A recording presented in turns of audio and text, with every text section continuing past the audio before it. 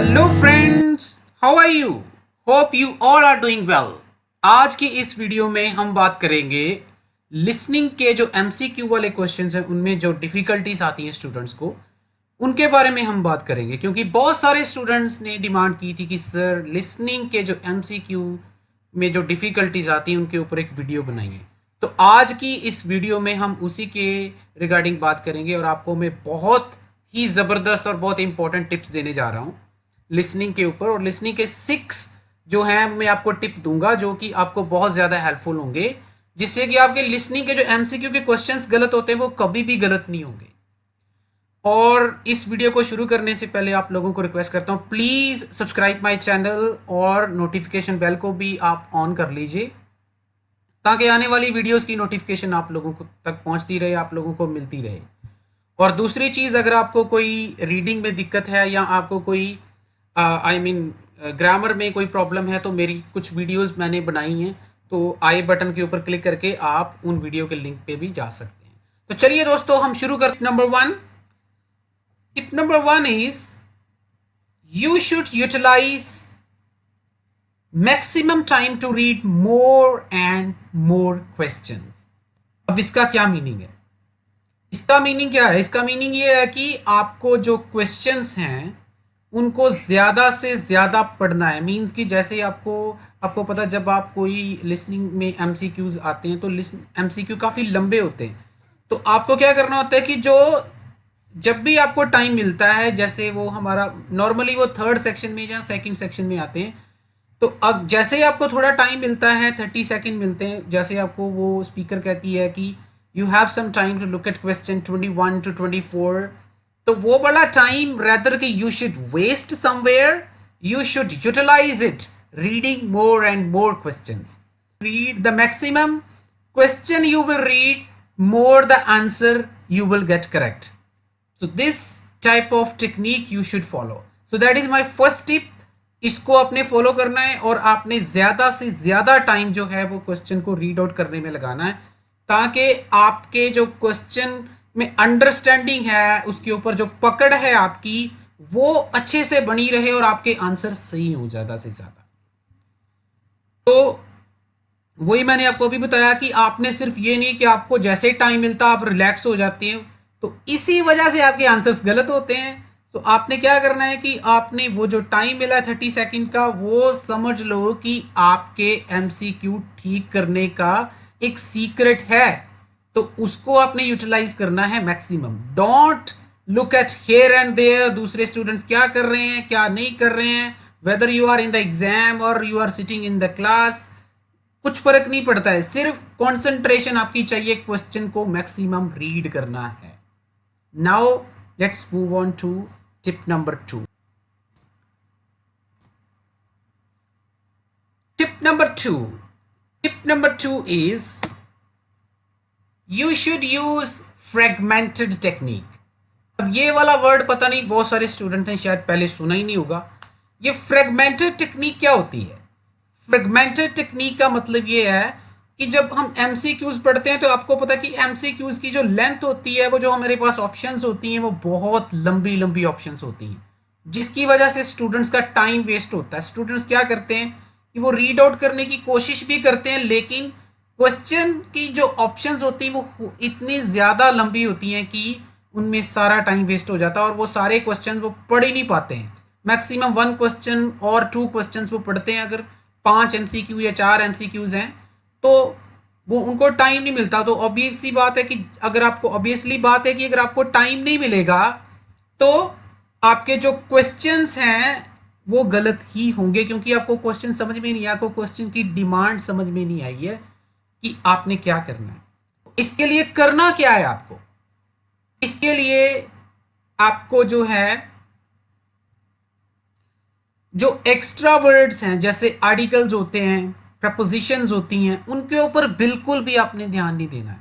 क्योंकि वो जो प्रपोजिशंस हैं या आर्टिकल्स हैं, उनका आपके जो एमसीक्यूज है उनमें कोई रोल नहीं होता है, जस्ट वो लिंकिंग के लिए यूज किए जाते हैं। Let's look at in example. The students present in the class were not interested in the assignment because इसका क्या मीनिंग है कि जो स्टूडेंट क्लास में प्रेजेंट थे वो असाइनमेंट में इंटरेस्टेड नहीं थे। अब उसके बाद उन्होंने 3 ऑप्शंस लिखी होंगी। तो देखिए ये वाला, अब मेरे पास इतना टाइम नहीं है कि मैं सारे वर्ड्स याद रखूं, जैसे द भी याद रखूं, इसमें द आर्टिकल लगा हुआ है, द है, फिर इन है, द दो बारी आ रहा है, फिर दो बारी इन आ रहा है। तो ये वाले वर्ड्स मेरे लिए इंपॉर्टेंट नहीं। इसको कैसे रीड आउट करना है मैं अभी आपको बता रहा हूं। जैसे आपने पढ़ना the student not interested assignment because. तो बस ये आपने 1 2 3 4 5 वर्ड्स, मैक्सिमम मैक्सिमम 4 वर्ड्स आपने, कोई भी आप अंडरलाइन कर रहे हो, कोई भी आप ऑप्शन है, चाहे वो आपका क्वेश्चन है, तो आपने सिर्फ और सिर्फ मेन कीवर्ड्स आपने अंडरलाइन करने हैं। सारा कुछ अंडरलाइन नहीं करना है। अगर आप सारा कुछ अंडरलाइन करोगे ऑब्वियसली आपका टाइम वेस्ट होगा। Let's move on to tip number 3। Tip number 3 जो है वो भी बहुत इंपॉर्टेंट है। तो उसमें आपको क्या करना है, यू शुड थिंक पैराफ्रेजिंग। आपको क्या करना है कि ज्यादा से ज्यादा पैराफ्रेजिंग सोचनी है। एक्चुअली होता क्या है, इसका मीनिंग क्या है पैराफ्रेजिंग का? पैराफ्रेजिंग का मीनिंग है कि आपको कुछ ऐसे वर्ड सोचने हैं जिनका मीनिंग सेम होना चाहिए जो लैंग्वेज या जो वर्ड्स एग्जामिनर ने क्वेश्चन में यूज किए हैं, लेकिन वो डिफरेंट वर्ड्स हो सकते हैं, डिफरेंट वोकैबुलरी हो सकती है, डिफरेंट सिनोनिम्स हो सकते हैं, वो सिनोनिम्स भी हो सकते हैं, वो कोई और तरीका भी हो सकता है, लेकिन आपने वो वाले वर्ड्स मैक्सिमम सोचने हैं कि इस वर्ड का रीफ्रेज क्या हो सकता है। तो जितने ज्यादा आप उस लैंग्वेज को रीफ्रेज कर पाओगे, जैसे ही आपको टाइम मिलता है अपने क्वेश्चन रीड करके बैठे हुए हो, तो मैक्सिमम रीफ्रेज कुछ वर्ड्स आप साइड पे लिख भी सकते हो। तो रीफ्रेज करना है। रीफ्रेज करने के बाद आपके जो, मतलब उन्होंने कुछ वर्ड्स ऐसे यूज किए होते हैं जिनके बेसिस पे बहुत सारे जो क्वेश्चंस उन्होंने ट्रैप्स बनाए होते हैं और स्टूडेंट्स को समझ में नहीं आता है। तो ये बहुत ज़्यादा इंपॉर्टेंट है। आपने हमेशा जो भी आपके पास ऑप्शंस हैं उसमें से कुछ ऐसे वर्ड्स जिनको आप रीफ्रेज कर सकते हो, उसका कोई और लैंग्वेज, उसका कोई और तरीका सोच सकते हो कि उसको और किस तरीके से बोल सकते हैं। उसका मीनिंग चेंज नहीं होगा लेकिन उसके वर्ड्स चेंज हो सकते हैं। That's it. तो रीफ्रेज जो है वो एमसीक्यू का बहुत ही एक इंपॉर्टेंट टिप है। Let's move on to tip number 4। So tip number 4 is you should understand reference pronouns. अब ये reference pronouns क्या होते हैं? reference pronoun होते हैं, कई बारी क्या होता है कि क्वेश्चन जो दिया हुआ उस क्वेश्चन में से कुछ वर्ड्स उन्होंने ऐसे यूज किए होते हैं, उनकी आगे रेफरेंस दी होती है। जैसे for example we can say the assignment was not up to the mark because it contains some mistakes. अब ये इट जो है, इट का क्या मीनिंग है? इट मीन्स वो जो असाइनमेंट है। कई बारी क्या होता है कि कई बारी कुछ रेफरेंस प्रोनाउन वो स्पीकर्स के लिए भी यूज करते हैं, जैसे दे वगैरह यूज कर देते हैं, जैसे दो स्पीकर्स, क्योंकि नॉर्मली एमसीक्यूज में दो स्पीकर्स होते हैं। तो दो स्पीकर्स का मतलब ये है कि उनकी रेफरेंस प्रोनाउन बनेगी they. For example we can say, जैसे मान लो जैक और विलियम, दो स्टूडेंट्स कोई बात कर रहे हैं अपनी किसी सब्जेक्ट के ऊपर, किसी प्रॉब्लम के ऊपर वो बात कर रहे हैं। तो दो स्पीकर जब बात कर रहे हैं तो ऑब्वियसली उनका जो रेफरेंस प्रोनाउन बनेगा वो दे बनेगा। तो आगे जाके वो ऑप्शंस में मे बी उनको दे के साथ वो चेंज कर सकता है। तो वो अपने ध्यान रखना। अगर वो एक स्पीकर जैसे एक मान लो एक जैसे फीमेल है दूसरा मेल है, तो उस सिचुएशन में वो शी या ही के साथ भी उनको प्रोनाउन कर सकता है। That is very important. वो आपने याद रखना है कि वो दे जो है वो किसके लिए यूज किया है। कई बारी रेफरेंसेस दे जो है वो ऊपर किसी असाइनमेंट्स वगैरह या कोई ऐसा नाउन उसकी रेफर करने के लिए भी वो दे यूज कर सकते हैं। That is very important tip. वो आपने याद रखना है कि वो दे जो है या ही या शी जो है या इट जो है वो उन्होंने किसके लिए यूज किया है। चलिए दोस्तों चलते हैं हमारे अगले टिप की तरफ, जो कि है टिप नंबर 5। तो टिप नंबर 5 जो है वो बहुत ही सिंपल है। उसमें क्या है कि आपको इलिमिनेशन थ्योरी जो होती है वो अप्लाई करनी है।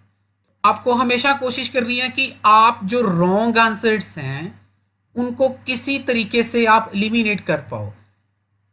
आपने देखा होगा कि लिसनिंग में 3 ऑप्शंस होती हैं। जो आईएल्स की लिसनिंग आती है उसमें 3 ऑप्शंस आती हैं। जो आईएल्स की रीडिंग में अगर एमसीक्यू आते हैं उसमें 4 ऑप्शंस आती हैं।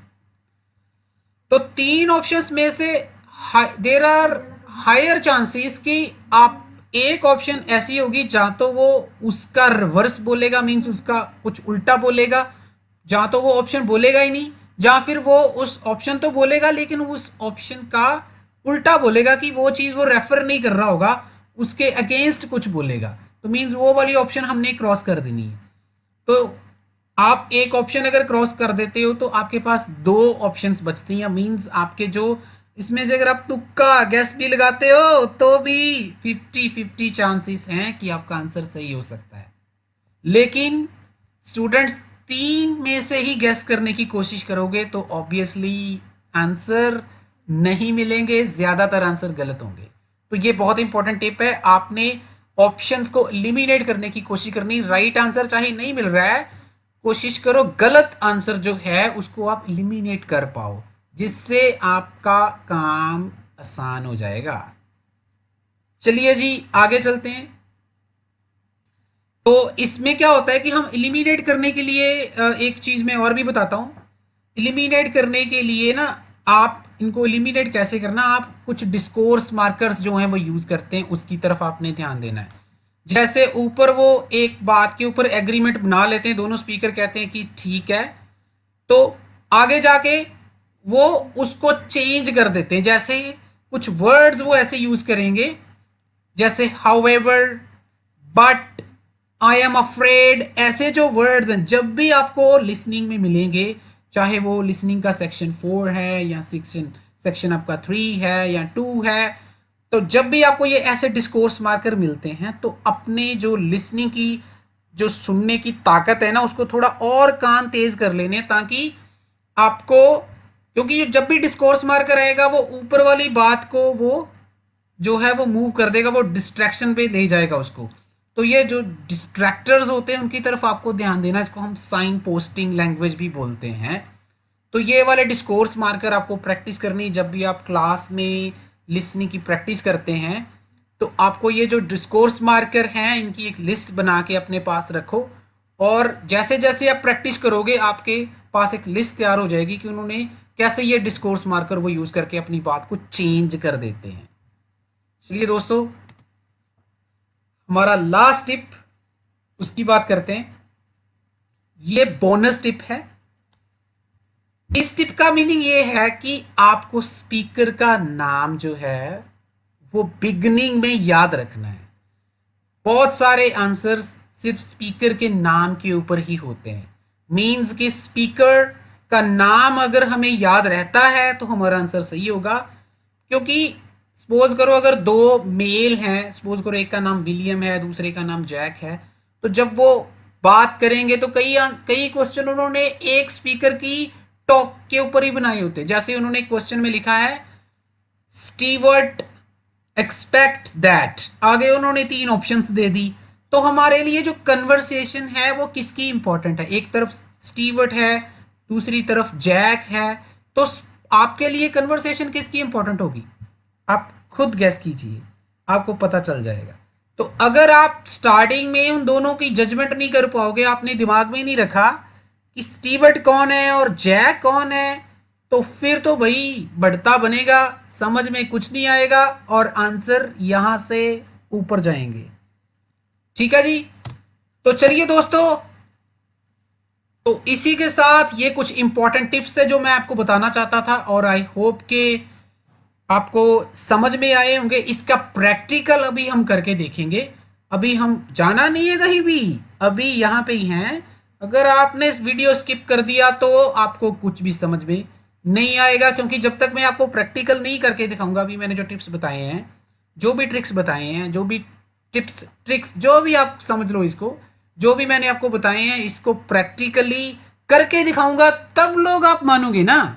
तो इसके लिए वीडियो पे बने रहो, दूर नहीं जाना है। तो चलिए दोस्तों, अभी मैं आपको आपके सामने एक कैम्ब्रिज की एक लिसनिंग है, उसके 3 एमसीक्यू हैं, वो मैं आपके सामने रखने जा रहा हूँ। और वो वाले जो एमसीक्यूज हैं, वो एमसीक्यूज को आपने क्या करना है कि जो मैंने टेक्निक्स बताई उनके साथ अब हम रीड करेंगे इनको, और फिर हम जो है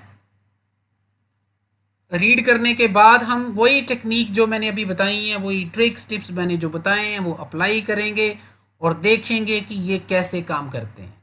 ठीक है दोस्तों, तो चलिए चलते हैं कंप्यूटर स्क्रीन पर।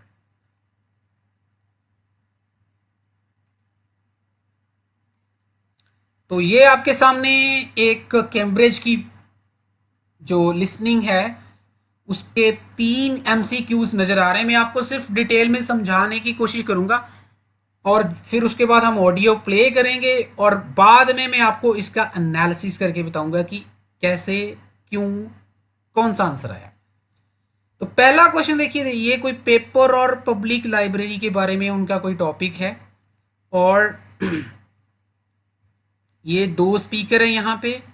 एक का नाम ट्रूडाए है और दूसरे का नाम स्टीवर्ट। इसका शायद कुछ प्रोनाउंसिएशन कुछ और भी हो सकता है, मे बी ट्रूडो भी हो सकता है, जैसे जस्टिन ट्रूडो है, तो शायद ये ट्रूडाए ही है। और एक का नाम स्टीवर्ट। अब मेरे को नहीं पता ये कौन लेडी है या कौन मेल है, बिकॉज हम लोग इतने तो वो है नहीं कि हमें फट से पता चल जाए।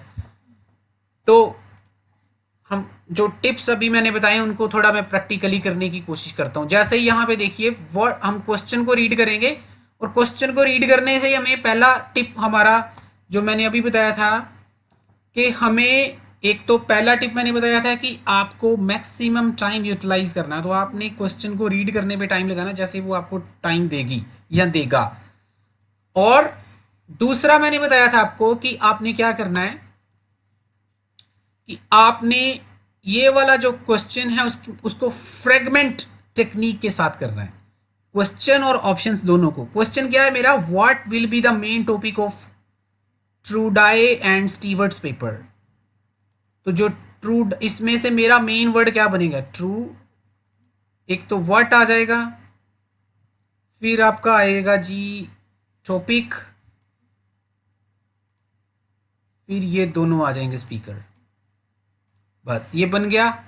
तो इसको आपने पेंसिल के साथ आप ऐसे ही अंडरलाइन करना जब आपको रियल एग्जाम में लिसनिंग आएगी। तो जैसे कि ये ट्रूडाए और स्टीवर्ट जो है उनका मेन टॉपिक क्या था, पेपर उन्होंने कोई डिस्कस करना है, उनका मेन टॉपिक क्या था। पहले में ऑप्शन में हम ऑप्शन में भी वही टेक्निक लगाएंगे, how public library services are organized in different countries. अब इसको कैसे करेंगे, हाउ जो है वो कंट्रोल है आपकी लैंग्वेज का, स्टार्टिंग में दिया हुआ है, हाउ सर्विसेज ऑर्गेनाइज्ड, डिफरेंट भी वैसे कर सकते हैं लेकिन हम कंट्रीज ही करेंगे। तो ये देखो मैंने सारा छोड़ दिया बीच में से। दूसरी ऑप्शन है हाउ, हाउ हर बार ही आ रहा है तो हम बार दोबारा दोबारा हमें करने की जरूरत नहीं है। हाउ चेंजेस, चेंजेस हमारे लिए इंपॉर्टेंट है, how changes in the society, इन हमारे लिए इंपॉर्टेंट नहीं है, सोसाइटी रिफ्लेक्टेड लाइब्रेरीज। तो चेंजेस जो हैं वो सोसाइटी में, जो चेंजेस हैं वो कैसे लाइब्रेरी में रिफ्लेक्ट करते हैं, लाइब्रेरी में कैसे नजर आते हैं वो चेंजेस, जो सोसाइटी में चेंजेस हुए हैं वो लाइब्रेरी में कैसे नजर आते हैं। पहली वाली ऑप्शन में उसने लिखा है कि कैसे जो सर्विसेज हैं वो अलग अलग कंट्री में उनको कैसे ऑर्गेनाइज किया जाता है। दूसरा वाला टिप भी आप इसी के ऊपर अप्लाई कर सकते हैं, तीसरे वाला रीफ्रेज वाला जो मैंने बताया। अब जैसे डिफरेंट कंट्रीज वो शायद नहीं बोलेगा, मे बी उनका नाम बोल सकता है, आई एम जस्ट गेसिंग, पता नहीं वो बोलता है या नहीं बोलता, आई एम जस्ट गेसिंग कि वो लैंग्वेज को कैसे चेंज कर सकते हैं। दूसरे वाले में जैसे इन्होंने चेंजेस इन द सोसाइटी लिखा है, तो वो सोसाइटी में जो चेंजेस हैं वो डायरेक्ट थोड़ी बोलेगा कि चेंजेस इन द सोसाइटी, वो डायरेक्ट कुछ नहीं बोलेंगे, वो उनका कुछ नए वर्ड्स, कुछ नया रीफ्रेज बोलेंगे जो आपको सोचना है। तो चेंजेस इन द सोसाइटी जो है वो आपने देखना है कि उसका रीफ्रेज क्या हो सकता है, जैसे कुछ डेवलपमेंट्स नहीं हुई हैं या कुछ नई चीज आई है सोसाइटी में, ऐसे कुछ वो रीफ्रेज कर सकता है। How the funding of the public library has changed. मैं हाउ दोबारा दोबारा नहीं करूंगा, मैं रिफ्रेश। फंडिंग लाइब्रेरीज में चेंज हुई है। ओके, फंडिंग, फंडिंग मतलब पैसा, पैसे की बात कर सकता है वो, तो ये सारा रिफ्रेश भी कर सकता है। तो इसमें से कुछ भी मतलब किसी भी तरीके से वो लैंग्वेज को रिफ्रेश कर सकता है। और ये मैंने कीवर्ड्स आपको अंडरलाइन करके बताए, आपने भी यही टेक्निक फॉलो करनी है। और दूसरे वाला क्वेश्चन हम रीड करते हैं। दूसरे वाले क्वेश्चन में उन्होंने लिखा है दे एग्री। अब ये दे क्या है, भी मैंने बताया था रेफरेंस प्रोनाउन आ गया ना। रेफरेंस प्रोनाउन दे कौन है, वो दोनों, उन दोनों की रेफरेंस यहां पे उन्होंने दे दी है। दे एग्री, दे एग्री जो है ये हमारे लिए बहुत इंपॉर्टेंट वर्ड है। They agree one disadvantage. Okay, they agree one disadvantage, किस चीज का डिसएडवांटेज? फ्री डिजिटलाइज्ड बुक्स का। जो फ्री डिजिटलाइज्ड बुक्स हैं उसका एक कोई नुकसान है, उस चीज के ऊपर उन दोनों की सहमति चाहिए हमें। ये बहुत हमारे क्वेश्चन में ही आंसर है, दोनों की सहमति चाहिए। अब इसमें से मे भी हो सकता है जो तीन ऑप्शंस दे रखी उसमें से एक स्पीकर बोले कि मेरे अकॉर्डिंगली ऐसे ये वाला डिसएडवांटेज है या ये वाला इसका कुछ नुकसान है, तो दूसरे वाला जो स्पीकर है वो शायद कह सकता है कि नहीं ये मेरे अकॉर्डिंगली ऐसे है। हमने क्या देखना है, जिसके ऊपर उन दोनों की सहमति होती है, that is more important, that is the answer. तो इसमें भी वो जो मैंने अभी ऊपर वाली टेक्निक आपको अभी बताई है वही वाली टेक्निक आपने इसके ऊपर भी अप्लाई करनी है। इसको हम कैसे करेंगे, जैसे they may take long time to read. They मतलब बार बार हमें करने की जरूरत नहीं है, सिंपल। लॉन्ग टाइम मतलब पढ़ने में बहुत टाइम लगता है, ये एक नुकसान है डिजिटलाइज बुक्स का। They can be difficult to read, उनको पढ़ने में मुश्किल आती है। एक होता है टाइम लगता है, एक होता है मुश्किल आती पढ़ने में, मीन्स कि शायद आंखों वगैरह में कुछ दिक्कत हो सकती है, विजिबिलिटी की दिक्कत हो सकती है। Third, they are generally old. Generally old हमारा कीवर्ड है। ओल्ड मतलब कि वो जो डिजिटलाइज बुक्स होती हैं वो बहुत पुरानी होती हैं। तो इन तीनों में से उन दोनों स्पीकर्स की सहमति किस चीज के ऊपर बनती है, वो हमारा आंसर होगा। बाकी डिस्ट्रैक्शंस होगी, शायद वो डिस्कोर्स मार्कर लगा के चेंज भी कर सकते हैं। ये सारी चीजें आपको सुनने में मिलेंगी और आप मेरे को बताना कि सर बिल्कुल ऐसे ही हो रहा है जैसे आप बता रहे हो, और फिर आपको समझ में आएगा कि आपके एमसीक्यू गलत क्यों हो रहे हैं। आपको तो आंसर ये वाला सुना था लेकिन आंसर तो ये है, तो आपको समझ में आएगा। Let's move on to the next question. Stewart expect that in the future libraries will। अब ये क्वेश्चन वैसे फ्यूचर के ऊपर है कि आने वाले टाइम में लाइब्रेरीज को क्या होगा। तो मैंने आपको लास्ट में एक टिप बताया था, याद है आप लोगों को? क्या टिप था वो? अगर याद है तो आप फटा से आपको पता चल जाएगा कि मैंने आपको बोला था वो बोनस टिप था। उसका मीनिंग क्या था? वो वाला टिप क्या था? वो टिप ये था कि आपको स्पीकर का नाम याद रखना है। तो अगर आप स्पीकर का नाम याद नहीं रखोगे, जहां पे देखो स्टीवर्ट, तो स्टीवर्ट जो है एक्सपेक्ट कर रहा है कि फ्यूचर में लाइब्रेरीज को क्या हो जाएगा, फ्यूचर में लाइब्रेरीज को क्या होगा। तो स्टीवर्ट जो है वो सोच रहा है कि फ्यूचर में लाइब्रेरीज को क्या होगा। मींस कि स्टीवर्ट जब बोलेगा इस वाले क्वेश्चन तक, जब भी एग्जामिनर पहुंचेगा, जब भी वो स्पीकर इस वाले क्वेश्चन तक पहुंचेंगे, तो मेरे लिए कन्वर्सेशन किसकी इंपॉर्टेंट रहेगी? स्टीवर्ट की। जो दूसरा स्पीकर है जो ट्रू डाई है, पता नहीं वो मेल है या फीमेल है, वट एवर, तो वो मेरे लिए इंपॉर्टेंट नहीं है। मेरे लिए स्टीवर्ट जब बोलेगा वो वाली वर्डिंग मेरा आंसर होगी। तो ये बोनस टिप ये को जहां पे काम कर रहा है। तो अगर मेरे को, मैंने स्टार्टिंग में बिगनिंग में उसका नाम याद नहीं रखा है, तो आपका आंसर गलत होगा।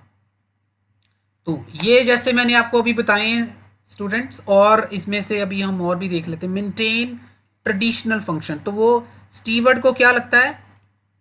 स्टीवर्ड को ये लगता है कि जो स्टीवर्ड को लगता है कि future library will maintain their traditional function, मतलब वो अपना जो पुराना फंक्शन वो काम करती आ रही है, जो उनका पुराना पर्पस था वो मेंटेन करेंगी। दूसरे नंबर पे उसको क्या लगता है? उसने लिखा है become centres for become centres for local communities, local communities के लिए एक सेंटर बन जाएगा। और तीसरी ऑप्शन उसने दे रखी है कि no longer contain any book, मतलब आने वाले, ये नो लॉन्गर वर्ड जो है बहुत इंपॉर्टेंट, आने वाले टाइम में लाइब्रेरीज में कोई बुक नज़र नहीं आएगी, मतलब लाइब्रेरी डिजिटलाइज हो जाएगी, लाइब्रेरी में कुछ नहीं रहेगा। अब इन तीनों ऑप्शंस में से उसको क्या लगता है, मे बी एक ऑप्शन या दो ऑप्शन, ये ट्रू डाई भी बोल सकती है या ट्रू डाई भी बोल सकता है, जो भी वो स्पीकर होगा या होगी, तो इसमें से कुछ भी ऑप्शन हो सकता है। तो चलिए दोस्तों हम शुरू करते हैं और मैं ऑडियो प्ले करता हूं और आपको आंसर जो है वो सुनेंगे, सुनने के बाद आपने आंसर लिख लेने हैं और फिर मैं करेक्ट आंसर्स बताऊंगा और हम इन आंसर्स को यूटिलाइज, जो आपके आंसर्स गलत हुए हैं या सही हुए उनको यूटिलाइज करेंगे कि क्यों आया, कैसे आया। तो ये सारी चीज़ें आपने करनी है। तो स्टे ट्यून्ड और अभी मैं जो है वो वीडियो प्ले करता हूँ।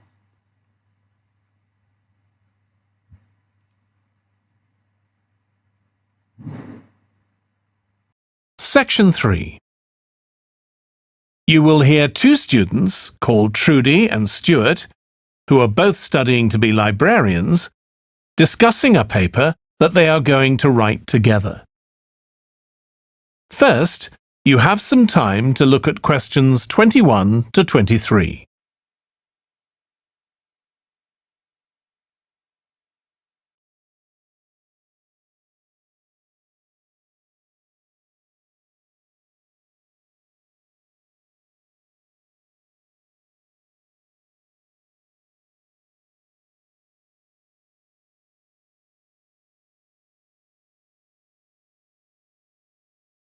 Now listen carefully and answer questions 21 to 23.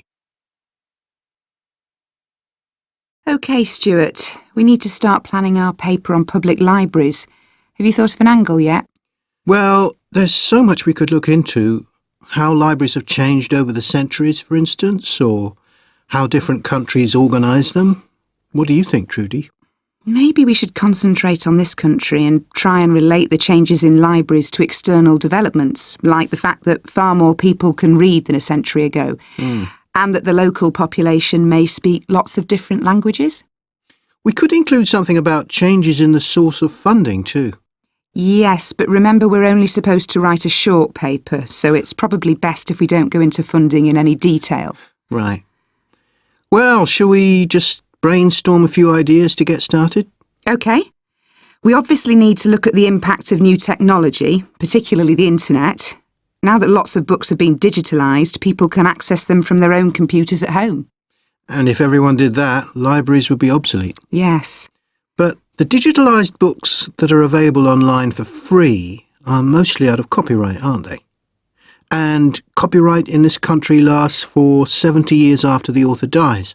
So you won't find the latest bestseller or up-to-date information. That's an important point.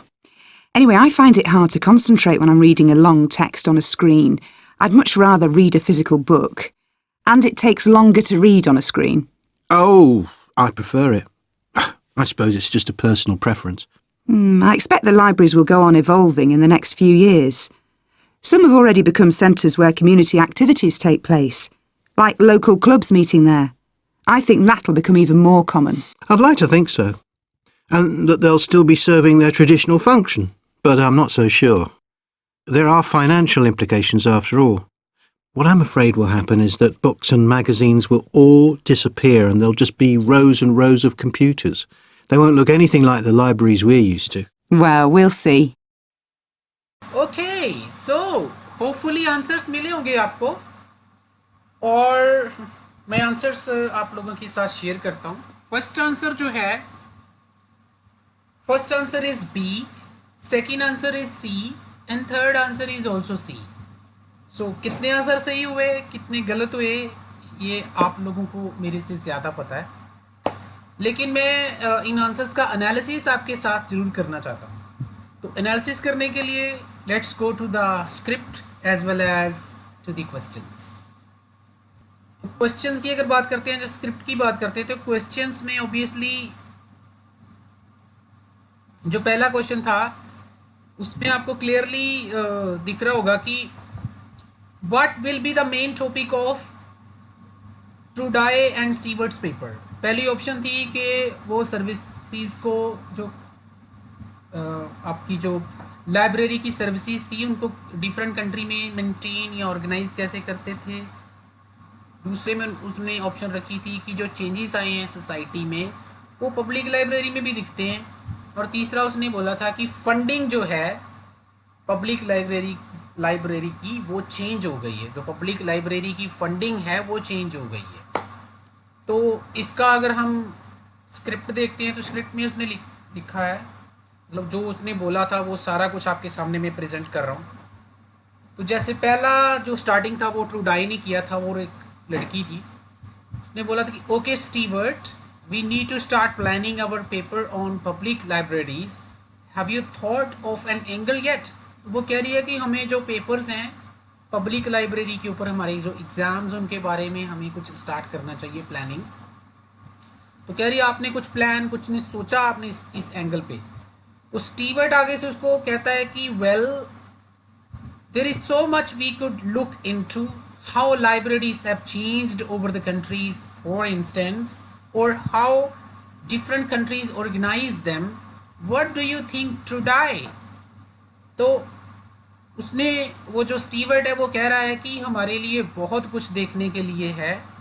वो उसको पूछ रही है कि आपने कुछ सोचा इसके बारे में। तो वो कह रहा है कि हमारे लिए बहुत कुछ है देखने के लिए, जैसे कि हम देख सकते हैं कि लाइब्रेरीज़ पिछली कुछ कंट्रीज़ में, पिछली कुछ सेंचुरीज़ में डिफरेंट कंट्रीज़ में इसका ऑर्गेनाइजेशन कैसे चेंज हुआ है, जहाँ वो लाइब्रेरी कैसे चेंज हुई हैं। तो वो उससे पूछ रहा है आगे से फिर से कि आपने कुछ सोचा है। तो देखिए ये ट्रैप था, जो पहला ऑप्शन उसने बनाया था how public library services are change, ये वो दोनों सोच नहीं रहे थे। ये स्टीवर्ट अपना उसको बता रहा है कि ये सारी चीज़ें हम देख सकते हैं। तो वो उससे पूछ रहा है, वो ट्रूडाई जो है वो नेक्स्ट आगे एक्सप्लेन कर रही है। वो कह रही है may be we should concentrate on this country. वो कह रही है कि हमें इस कंट्री पे फोकस करना चाहिए, कॉन्सेंट्रेट करना चाहिए। And try and relate the changes in the library to external development. तो कह रही है कि हमें जो ये वाले चेंजेस हैं इनको रिलेट करना चाहिए जो लाइब्रेरी में नई डेवलपमेंट्स हुई हैं, एक्सटर्नल डेवलपमेंट्स में लाइब्रेरी के बाहर कुछ डेवलपमेंट्स हुई हैं, जैसे कि facts that far more people can read than century ago. तो कह रही है कि अभी जो लोग हैं वो ज़्यादा रीड कर सकते हैं, जैसा वो एक सेंचुरी पहले करते उससे ज़्यादा लोग रीड कर रहे हैं। एंड द लोकल पॉपुलेशन में speak loads of different languages. और जो लोकल पॉपुलेशन है वो बहुत सारी जो लैंग्वेजेस हैं वो डिफरेंट लैंग्वेजेस हैं वो बोल सकती है। ये सारे चेंजेस आए हैं सोसाइटी में, पीपल के बारे में बात कर रहे हैं। तो ये वाला ऑप्शन हमारा बिल्कुल करेक्ट होना चाहिए। जो बी ऑप्शन था उसने लिखा था how public library services are organize, ये तो हमारा गलत ट्रैप हो गया। How changes in the society are reflected in the public library, लेकिन इसने शायद फंडिंग के बारे में बोला है और फंडिंग आंसर बहुत सारे स्टूडेंट लिख देंगे, लेकिन हमारा जो टॉपिक है मेन टॉपिक उनका क्या था दोनों का, स्टीवर्ट और ट्रूडाई का। तो फंडिंग के बारे में आपको स्क्रिप्ट पढ़ के सुनाता हूँ। स्टीवर्ट कहता है कि we could include something about changes in the source of funding to जो हो वो एक एडवर्ब है जो ऑल्सो होता है, ऑल्सो इज इक्वल टू तो कहता है हमें फंडिंग जो है, फंडिंग के सोर्सेज जो हैं उनको भी इंक्लूड करना चाहिए। तो ट्रूडाई आगे से कहती है यस हम कर सकते हैं, कहती बट ये बट जो है अगेन वो क्या है, डिस्कोर्स मार्कर। यहाँ से उसने बात को बदल दिया। But remember we are only suppose to write a short paper, so it's probably best if we don't go into funding in any idea. कहती है कि हमारे लिए यही ठीक है कि हम फंडिंग वाले आइडिया की डिटेल में ना ही जाएं, ये बेस्ट रहेगा। तो क्योंकि हमें शॉर्ट में ये पेपर लिखना है। तो देखिए कैसे उन्होंने बात को जो है वो चेंज कर दिया। तो पहले वाला क्वेश्चन आपको समझ में आ गया होगा कि जो बी ऑप्शन है वो क्यों आया है। तो आगे उसको रीड करते वो आगे फिर से जो स्टीवर्ट है वो कहता है right well shall we just brainstorm a few idea to get started. कहता है शुरू करने के लिए हमें कुछ आइडियाज के ऊपर विचार कर लेना चाहिए। ब्रेनस्टॉर्म का मीनिंग आपको पता होगा, brainstorm means group discussion we can say. आगे से ट्रूडाई कहती है okay we obviously need to look at the impact of new technology particularly the internet. कहती है कि हमें जो टेक्नोलॉजी का इम्पैक्ट पड़ रहा है उसके ऊपर हमें देखने की ज़रूरत है। Now lots of books have been digitalised. कहती आजकल बहुत सारी बुक्स जो हैं वो डिजिटलाइज्ड हो गई हैं, मीन्स उनका डिजिटलाइज्ड वर्जन जाने के जो हम इंटरनेट पे रीड करते हैं वो चीज़। पीपल कैन एक्सेस देम, लोग उनको एक्सेस कर सकते हैं from their home their own computer, from their own computer at home. वो अपने घर पर बैठकर ही घर पे कंप्यूटर से ही वो डिजिटलाइज बुक्स को पढ़ सकते हैं।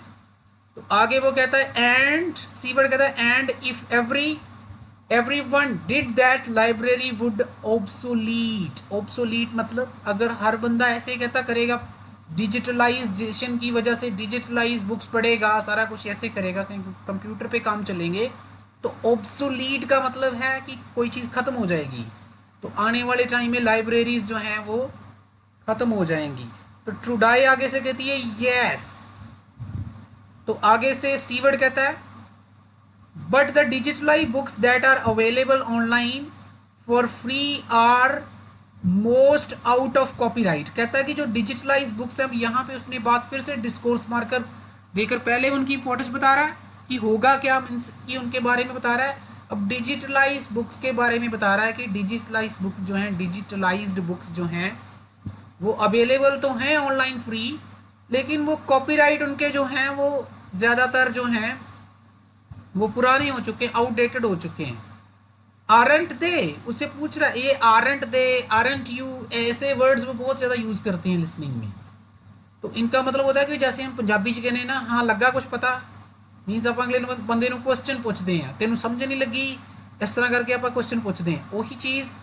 सो यहाँ पे भी वही चीज़ वो बोलने की कोशिश कर रहा है। And the copyright in this country last for 70 years after the authors die. कहता है कि जब कोई ऑथर मर जाता है उसके 70 साल तक ये कॉपीराइट रहते हैं। सो अब ये कंक्लूडिंग सेंटेंस है, सो मीन्स इसलिए, therefore, so you want find the latest best seller और अप टू डेट इंफॉर्मेशन। तो क्या कहता है कि आपको बेस्ट सेलर जो हैं वो आपको नहीं मिलेंगे, मीन्स डिजिटलाइज्ड बुक्स जो हैं उनके अच्छे सेलर्स या अप टू डेट इंफॉर्मेशन आपको नहीं मिलेगी, ये कह रहा है। और जो ट्रूडाई है वो उसकी सहमति बता रही है, उसके साथ एग्री कर रही है। ट्रूडाई कह रही है दैट्स एन इम्पोर्टेंट पॉइंट, कह रही कि ये बहुत ही एक इम्पोर्टेंट पॉइंट है। तो हम थोड़ा सा क्वेश्चन की तरफ चलते हैं। क्वेश्चन में ये लिखा था they agree that one disadvantage of free digitalised books is that. एक डिसएडवांटेज हमने देखना था, उसका क्या था, और जिसपे उन दोनों की सहमति होनी चाहिए। तो पहले वाले में जैसे उसने लिखा they may take long time to read, उनको पढ़ने में बहुत टाइम लग सकता है, ऐसा अभी तक तो उन्होंने कुछ बोला नहीं है। They can be difficult to read, ऐसा भी कुछ नहीं बोला। ये उन्होंने क्लियरली बोला है कि वो जो 70 साल तक, जब तक राइटर के 70 साल के बाद मतलब वो ख़त्म हो जाता है सारा सिस्टम उनका, तो प्रॉबेबली ये आंसर होना चाहिए। अगर इन दोनों ऑप्शंस के बारे में वो फिर भी कुछ ना कुछ बोलता है तो देख लेते हैं आगे कि वो कैसे उनको डिस्ट्रैक्ट करते। एनीवे, ये फिर से ये एक डिस्कोर्स मार्कर है। इस बात को वो आगे कह रही है कि मैं जिन्ना आप पंजाबी जी कह दें चलो छड्डो यार, I find it hard to concentrate when I am reading a long text on screen. तो जब मैं कहती स्क्रीन के ऊपर पढ़ती हूँ तो मेरे को बहुत ज़्यादा कंसंट्रेशन लगानी पड़ती है। आइड, ये आइड का मीनिंग है आई वुड, ये सब जो शॉर्टकट्स हैं जिनको हम बोल सकते हैं, ये प्लीज़ आपको आने चाहिए। आइड, I can't, eyed, I मसंट, I mustn't, ये सब आपको आने चाहिए। तो ये कह रही है I'd much rather read a physical book, तो कहती ये इससे तो अच्छा है कि मैं एक physical book means paper book पढ़ लूँ, and it takes longer to read, और मेरे को पढ़ने में भी कहती ज़्यादा टाइम लगता है बुक। तो देखो अब ये ट्रू डाई है वो पूरी तरह से उसके साथ मतलब वो जो पॉइंट्स उसने क्वेश्चन में डाले हैं कि वो ज़्यादा टाइम लगता है पढ़ने के लिए और जहाँ उसको पढ़ने में डिफ़िकल्टी आती है, इन दोनों में से दोनों पॉइंट्स उसने बोल दिए तो स्टूडेंट्स को लगेगा ये भी बोला था ये भी बोला था, लेकिन आगे वाला जो जो डिस्कोर्स मार्कर है जहाँ जो स्टीवर्ड की कन्वर्सेशन है वो हमें बताएगी कि ये वाला आंसर नहीं है। तो स्टीवर्ड कर रहा है oh I prefer it, oh I prefer it मतलब ये दो चीज़ें इसको तो पसंद नहीं है, मतलब इसको टाइम भी ज़्यादा लगता है और इसको मतलब पढ़ने में भी स्क्रीन के ऊपर पढ़ने में भी डिफ़िकल्टी आती है, तो स्क्रीन के ऊपर पढ़ने में भी डिफ़िकल्टी आती है। लेकिन जो स्टीवर्ड है वो कह रहा है ये दोनों चीज़ें मेरे को पसंद है, आई प्रेफर इट मतलब ये उसको पसंद है। So I suppose this is just a personal preference, तो ये कह रहा है कि ये एक पर्सनल प्रेफरेंस का मैटर है, मीन्स कईयों को पढ़ने में दिक्कत आती है और कईयों को नहीं आती है। तो ये वाला जो ऑप्शंस हैं ये automatically they are going to be cross out, this will be the correct answer. और लास्ट हमारे पास जो क्वेश्चन हो उसकी भी स्क्रिप्ट में थोड़ी रीड कर देता हूँ, फिर आगे ट्रू डाई कहती है I expect that libraries will go on evolving in the next few years, आने वाले टाइम में कहती है ये डिवेल्प होती जाएंगी। इवॉल्व का मीनिंग होता है डिवेल्प होना। Some have already become centres where community activities take place, तो कुछ तो कहती हैं कि कम्युनिटी सेंटर्स बन गए हैं जहाँ पे बहुत सारी एक्टिविटीज़ होती हैं। कौन कौन सी? जैसे लोकल क्लब्स खुल गए हैं, meeting there. I think that I will become even more common, तो कहती है that will become even more common, कहती है कि ये और भी ज़्यादा आने वाले टाइम में शायद कॉमन हो जाएंगे। तो आगे स्टीवर्ड कहता है I'd like to think so, कहता मेरे को भी ऐसा ही सोचना चाहिए। एंड दैट I'll अभी मैंने बताया कि इसमें जो शॉर्टकट्स हैं जो हम यूज़ करते हैं जैसे I'll, I don't, I didn't, ये सब बहुत इंपॉर्टेंट है लिसनिंग में। I'll still be serving the traditional function, कहता मैं फिर भी इसका पुराना फंक्शन, सॉरी यहाँ पे इसने लिखा है that they'll still be serving their traditional function, तो शायद ये जो उनका पुराना फंक्शन है शायद वो सर्व करेंगी, लेकिन आगे डिस्कोर्स मार्कर फिर से दे दिया but I am not sure, but ये मेरे को श्योर नहीं है, मीन्स वो जो ट्रेडिशनल फंक्शन वाला हमारा ऑप्शन था कि वो मेंटेन करके रखेंगी, इसको ऐसा लगता है स्टीवर्ड को ये वाला ऑप्शन क्या हो जाएगा क्रॉस। आगे उसने लिखा देयर आर फाइनेंशियल इम्प्लीकेशंस, तो कहता कि फाइनेंशियल इम्प्लीकेशंस हैं after all but I am afraid will happen is, यहाँ से फिर से एक डिस्कोर्स मार्कर है जो मैंने आपको टिप्स में भी बताया था कि मेरे को कहता है इस चीज़ का इसका मेरे को लग रहा है कि जिस चीज़ का मेरे को डर है वो ये है कि books and magazine will all disappear, means books और मैगजीन जो हैं वो पूरी तरह से डिसअपियर हो जाएंगी, मीन्स ख़त्म हो जाएंगी। And there will be just rows and rows of computer, कहता है कंप्यूटर की कतारें लगी होंगी। They won't look anything like the libraries we use to, जैसे कहता है कि लाइब्रेरी जैसी कोई भी चीज़ हमें दिखाई नहीं देगी। तो ट्रूडाई कहती है well we will see.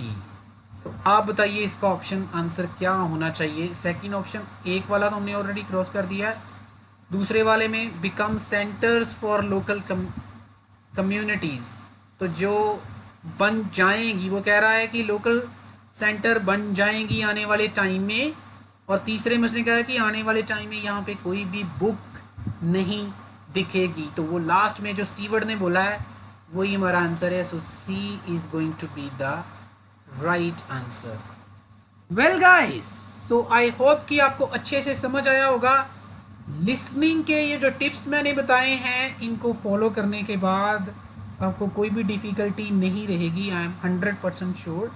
Please इनको अप्लाई कीजिएगा ताकि, और मेरे को बताइएगा कि ये वीडियो आपको कैसा लगा। और आई होप आपको ये वीडियो अच्छा लगा होगा। अगर अच्छा लगा है तो प्लीज़ कमेंट कीजिए, सब्सक्राइब कीजिए, लाइक कीजिए और ये वीडियो को शेयर कीजिए ताकि आपके जो फ्रेंड्स हैं उनको भी इस वीडियो का बेनिफिट मिल सके। Thank you so much. मिलते हैं नेक्स्ट वीडियो।